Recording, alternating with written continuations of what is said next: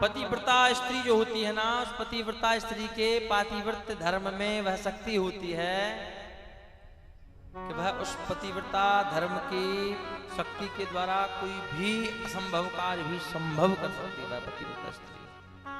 ठीक ऐसी ही एक पतिव्रता हुई है वृंदा।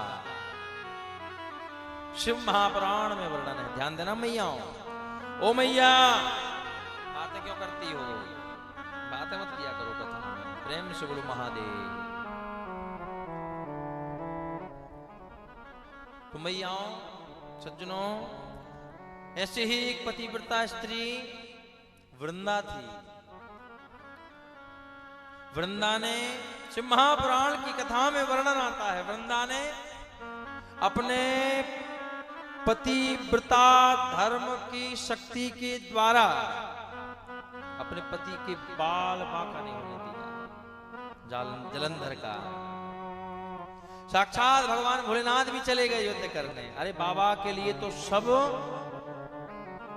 कहते हैं भ्रकुटी विलास सृष्टि लय हुई। एक बार भ्रकुटी टेढ़ी कर दें तो सारा संसार पलट के फेंका जाए। सारे से सर्व सामर्थ्यवान है, लेकिन मेरे महादेव ने भी उस पतिव्रता,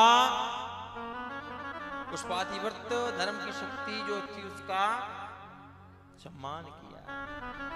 महादेव भी युद्ध करने गए जलंधर से, लेकिन उस वृंदा के पातिव्रत धर्म के कारण महादेव भी उसको परास्त नहीं कर पाए। एक बार की बात है, इंद्र है ना, इंद्र दर्शन करने के लिए जा रहा था कैलाश बाबा महादेव का। महादेव ने सोचा कि इसकी एक बार परीक्षा ले लो, ये दर्शन करने आ रहा है। ध्यान देना मैयाओं, ये दर्शन करने आ रहा है, इसकी परीक्षा ले लो इंद्र की।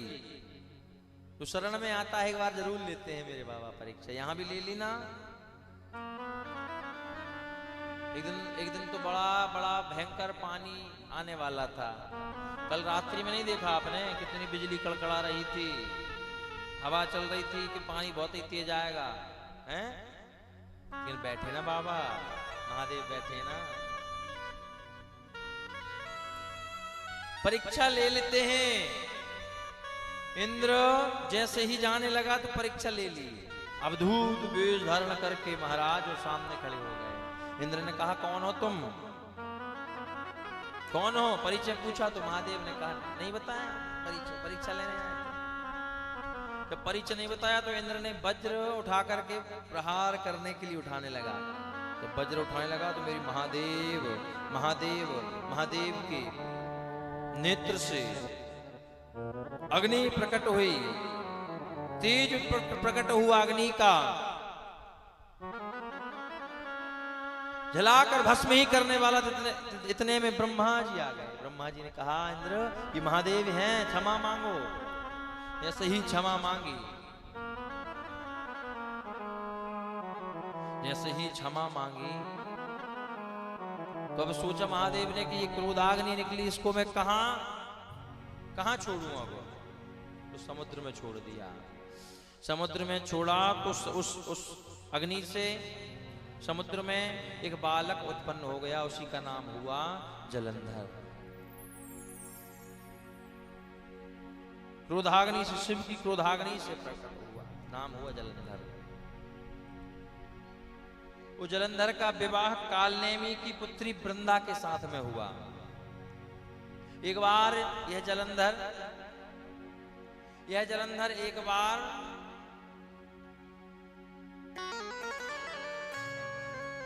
एक बार यह जलंधर गुरु शुक्राचार्य जी के पास बैठा था। तो जो राहु है ना, राहु केतु, पहले 7 ग्रह थे, राहु केतु और आ गए तो 9 हो गए। कैसे? वो समुद्र मंथन के समय एक स्वरभानु नाम का दैत्य था, ध्यान देना। तो स्वरभानु नाम के दैत्य ने छिप करके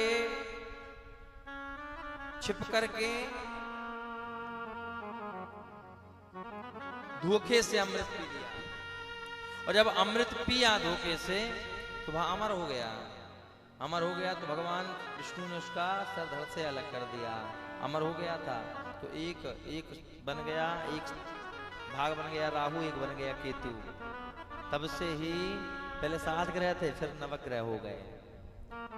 तो ये जलंधर बैठा था, पूछ रहा था ये राहु केतु ये अलग अलग का सर धड़ से अलग क्यों हुआ? तो बता दिया शुक्राचार्य जी, समुद्र मंथन में देवताओं ने धोखा किया, इसलिए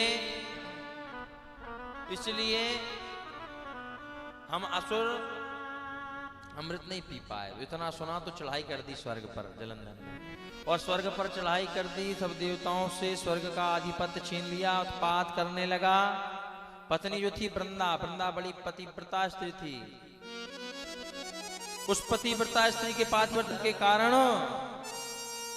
उस जलंधर को कोई मार भी नहीं सकता था, बड़ा शक्तिशाली हो गया था, बड़ा शक्तिशाली हो गया था। देवताओं ने विष्णु जी से स्तुति करी। विष्णु भगवान ने कहा भैया महादेव की शरण में जाओ। महादेव की शरण में गए सब देवता। महादेव ने कहा, और महादेव से स्तुति करने लगे, हे प्रभु कर चरण कृतंबा काय जम कर्म जम्बा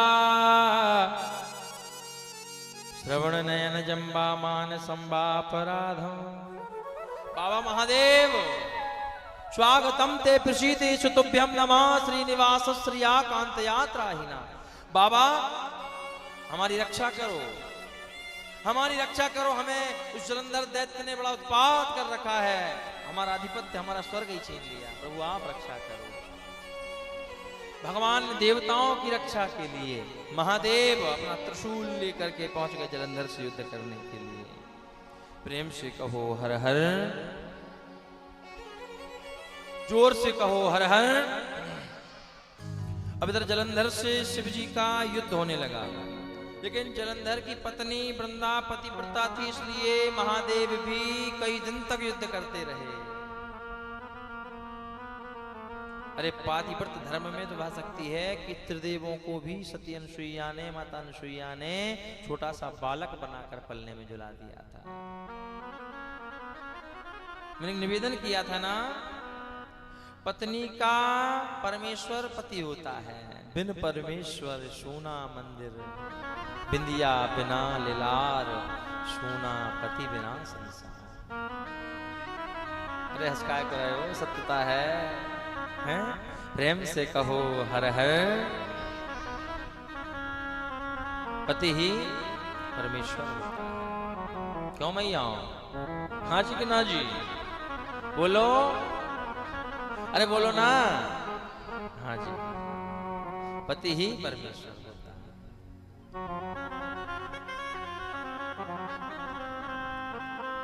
तो यह वृंदा के सतीत्व के कारण, पातिव्रत धर्म के कारण जलंधर का देवता भी कुछ नहीं कर पा रहे थे, महादेव भी युद्ध कर रहे थे।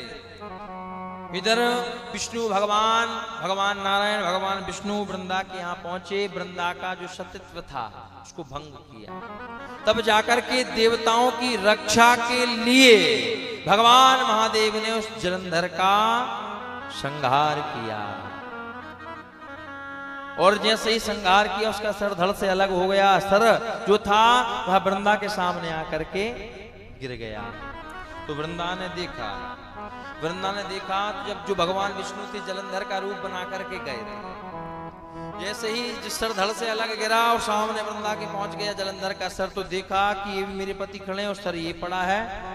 तब भगवान नारायण अपने स्वरूप में आ गए। स्वरूप में आए तो रोने लगी।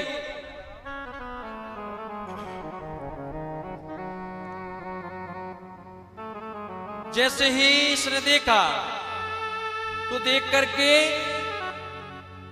रोने लगी। अरे आपने मेरे साथ छल किया है, आपने मेरे पति को छल से मारा है। आप विष्णु, आप कितने बड़े छलिया हो, आपने मेरे साथ छल किया, मेरे पति को मार दिया। जैसे इसने कहा, भगवान नारायण अपने स्वरूप में आए और स्वरूप में आकर के कहा कि तुम्हारा पति था ना, बड़ा उत्पात करता था, देवताओं को सताता था, भगवान के भक्तों को सताता था, इसलिए इसको मारना पड़ा। तुम्हारे जैसी पतिव्रता स्त्री के कारण ही तो ये बचा हुआ था। अरे मेरा तो सुहाग ही नष्ट हो गया, अब किसके आपने मेरे साथ छल किया है। आपका हृदय पत्थर के समान, आपने छल किया मेरे साथ। और वृंदा ने भगवान विष्णु को ही श्राप दे दिया, बोले मैं श्राप देती हूं कि तुम पत्थर बन जाओ, पत्थर के हो जाओ, पत्थर के हो जाओ। तो भगवान विष्णु भगवान नारायण शालिग्राम के रूप में प्रकट हो गए। बोली शालिग्राम भगवान की जय हो। बाबा देवादिदेव महादेव ने जलंधर का उद्धार किया। इधर इस वृंदा ने छल के कारण श्राप दे दिया कि आप पत्थर हो जाओ। भगवान पत्थर हो गए, भक्त के वश में है भगवान। शालिग्राम भगवान का रूप धारण कर लिया। घर में है कि नहीं शालिग्राम, है कि नहीं? शालिग्राम भगवान का रूप धारण कर लिया। अब मैं किसके सहारे जीऊंगी, अब आप ही मुझसे विवाह करो। भगवान ने कहा चिंता मत करो, जिसका कोई नहीं होता उसका मैं होता हूं, चिंता मत करो।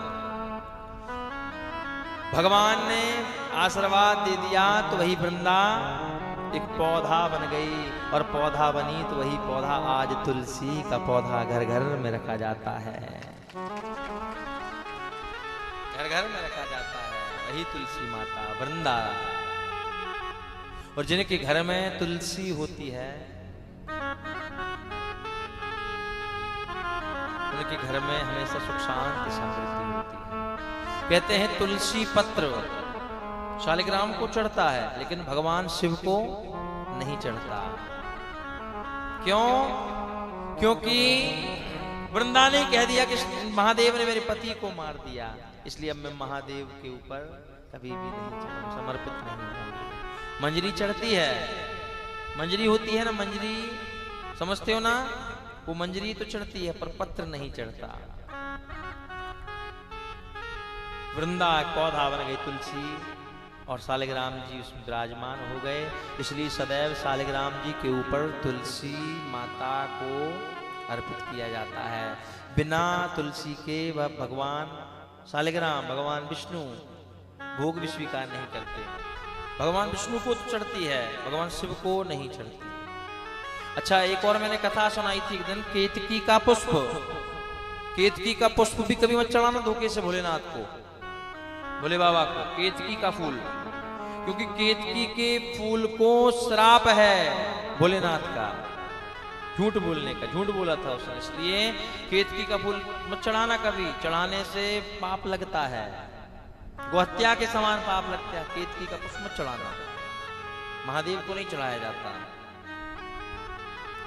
प्रेम से कहो हर हर। और भगवान ने सभी देवताओं की रक्षा करी।